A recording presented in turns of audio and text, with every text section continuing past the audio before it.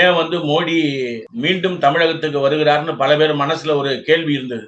7வது முறை முடிந்து 16ஆம் தேதி அன்னைக்கு 8வது முறையாக தன்னுடைய நிறைவு பயணத்தை மேற்கொள்ள இருக்கிறார். ஏன்டா இவ்வளவு வருஷத்துலயும் இல்லாம இந்த தேர்தலில் இவ்வளவு வராங்கன்றதுக்கு உங்க கேள்வியினுடைய விஷயம் அதுல அடங்கி இருக்கு.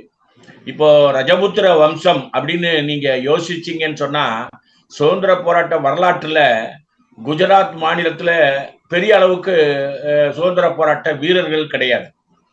அங்க இருக்கக்கூடிய ஆட்சியை இஸ்லாமிய மன்னர்கள் நடத்தும் போது ரஜபுத்திர வம்சத்தை சேர்ந்தவர்கள் இஸ்லாமியர்களோடும் நம்முடைய பிரிட்டிஷாரோடும் இவர்கள் எப்படி இருந்தார்கள் என்பதை தேவையில்லாம அந்த ருபேலா இவர் ஒரு மத்திய அரசாங்கத்தினுடைய பொறுப்பு மிக்க அமைச்சர், அரசியலமைப்பு சட்டத்தின்படி உறுதிமொழி ஏற்றவர், வன்முறையை விதைக்கக்கூடிய எந்த சப்ஜெக்டும் அவர் பேசக்கூடாது என்று அரசியலமைப்பு சட்டத்தில் உறுதிமொழி எடுத்தவர்.